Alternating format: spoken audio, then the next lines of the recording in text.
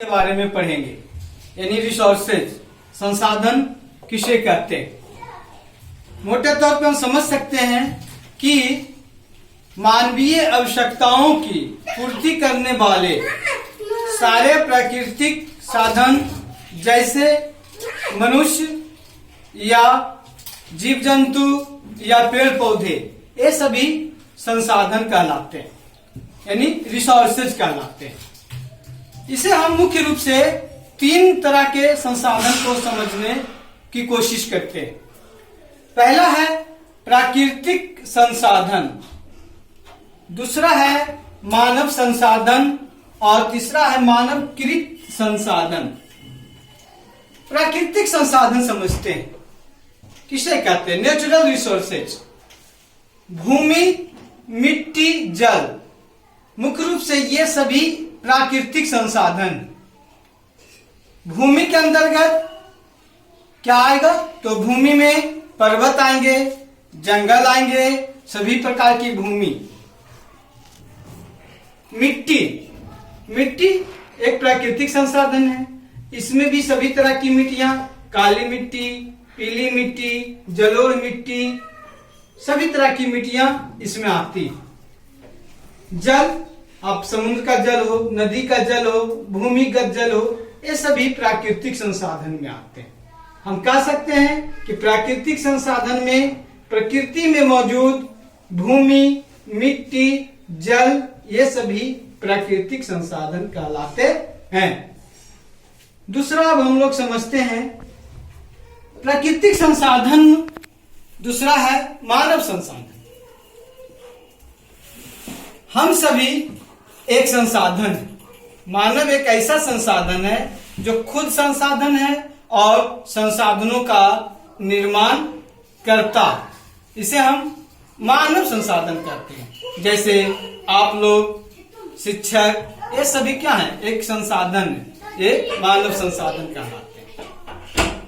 उसी प्रकार तीसरा संसाधन है मानवकृत संसाधन। मानवकृत मतलब मनुष्य द्वारा बनाया गया संसाधन, मानवकृत संसाधन।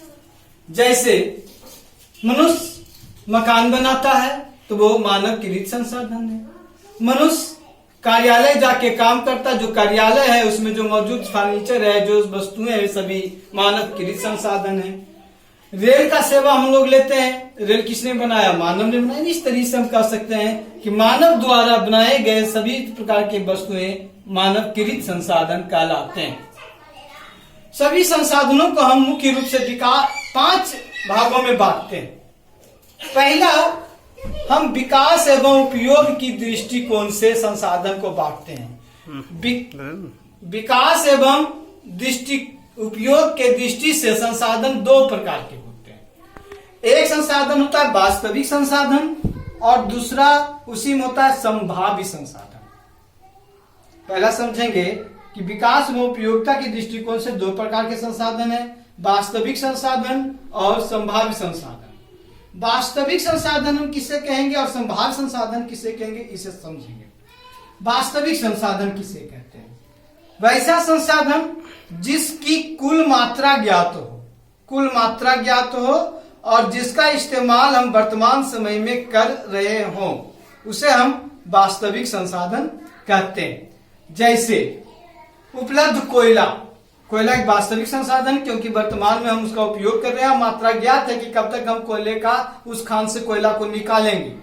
उसी प्रकार पेट्रोलियम, जो हम कहीं तेल का कुआं खोदते हैं, तेल निकालते हैं, तो वो एक वास्तविक संसाधन में पता है कि वो कितना मात्रा में तेल निकलेगा और कब तक निकाल सकते हैं। तो ये सभी वास्तविक संसाधन है। वास्तविक संसाधन में क्या क्या शामिल हो सकते हैं?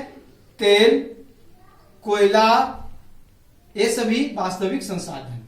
उसी दूसरा है संभाव्य संसाधन। संभाव्य संसाधन क्या?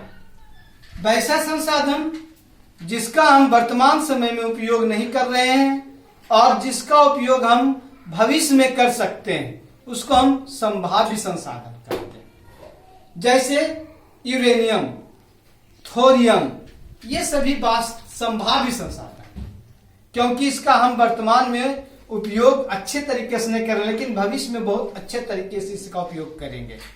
तो ये संभाव्य संसाधन से केरल में पाए जाने वाला थोरियम, जादूगोला पाया जाए यूरेनियम, ये सब अभी वास्तविक संसाधन में आते हैं, सॉरी संभाव्य संसाधन में आते हैं। अब देखना यहाँ ये है कि अभी हम लोग देखते हैं कि हमारे पास जो जल है या हमारे पास जो अभी जंगल है, तो जल और जंगल ये सभी शुरुआत के तौर पे संभाव्य संसाधन थे कि कैसे उपयोग करेंगे शुरू में, लेकिन धीरे धीरे धीरे हम उसका उपयोग करते चले गए और वो अभी वास्तविक संसाधन में आ चुका। उसी प्रकार हम उत्पत्ति के आधार पर देखते हैं दो प्रकार के संसाधन हैं, जैव संसाधन और अजैव संसाधन। जैव संसाधन क्या है? जैव संसाधन यानी वैसा संसाधन जिसमें जीवन पाया जाता, जो जैविक हो वो जैव संसाधन, जो जीवन से तैयार हो वो जैव संसाधन। अजैव संसाधन जो उसमें जीवन नहीं हो, जैसे पत्थर, जैसे लकड़ियां से बनी हुई वस्तुएं, ये सभी अजैव संसाधन है। वहीं तीसरे माध्यम लोग उपलब्धता के आधार पर संसाधन दो प्रकार के होते हैं, एक नवीकरणीय संसाधन, दूसरा अनवीकरणीय संसाधन। नवीकरणीय संसाधन और नवीकरणीय संसाधन समझते हैं।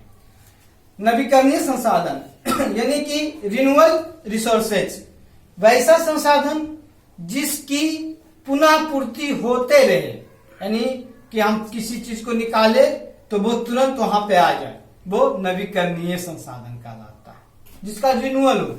जैसे सूरज की रोशनी, आप जितना सूरज की रोशनी को प्राप्त करते हो, इस्तेमाल करते हो, कपड़े सुखाने में, शरीर सन बाथ में शरीर में लगती है धूप, तो जितना इस्तेमाल करते हैं तो उसकी पूर्ति होते रहती है, तो वो एक तरह से रिन्यूअल रिसोर्सेज हुआ सूरज की रोशनी।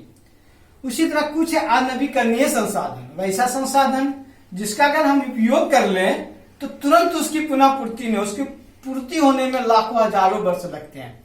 जैसे कोयला, कहीं कोयला के खान से कोयला निकाल लेते हैं तो वो खान खाली होता है, तो फिर से वो कोयला बनने में लाखों हजारों वर्ष लगते हैं, बहुत दिन लगता है कोयले के निर्माण में।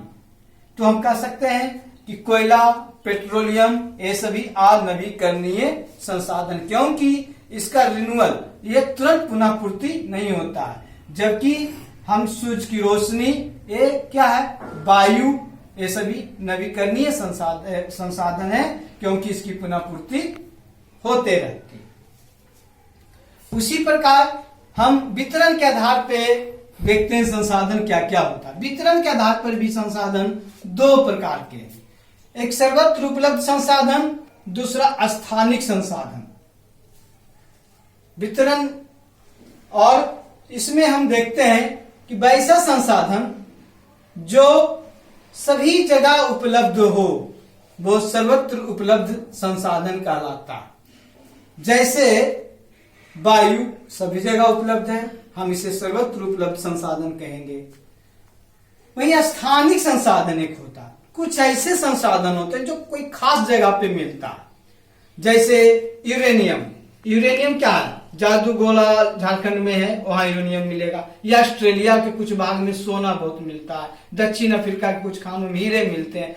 तो कुछ जो खास जगह पे खास वस्तुएं उपलब्ध है वो स्थानीय संसाधन है, वो सभी जगह उपलब्ध नहीं है, तो हम इसे स्थानीय संसाधन कहेंगे। और जो सभी जगह उपलब्ध है उसे सर्वत्र उपलब्ध संसाधन कहेंगे। इसी में स्थानीय संसाधन में के बाद हम देखते हैं पांचवा स्वामित्व के आधार पे, यानी ऑनरशिप, किसका स्वामित्व है उसके आधार पर संसाधन के तीन प्रकार है, एक निजी संसाधन, दूसरा राष्ट्रीय संसाधन, तीसरा अंतरराष्ट्रीय संसाधन।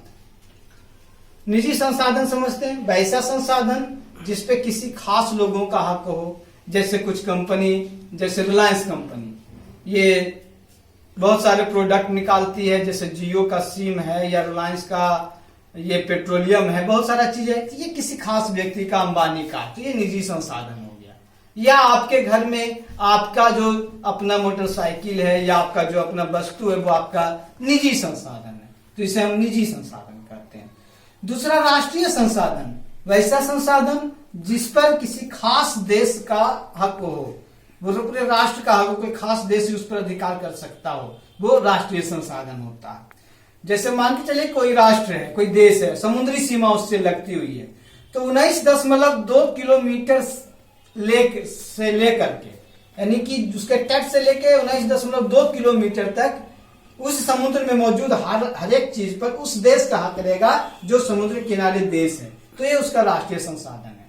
हालांकि तट से लेकर 200 किलोमीटर तक वो संसाधन, जो भी संसाधन है वो वर्जित क्षेत्र होता है, उस पर उस देश का हक रहता है अनुमति के बाद, और दूसरा देश ले सकता है।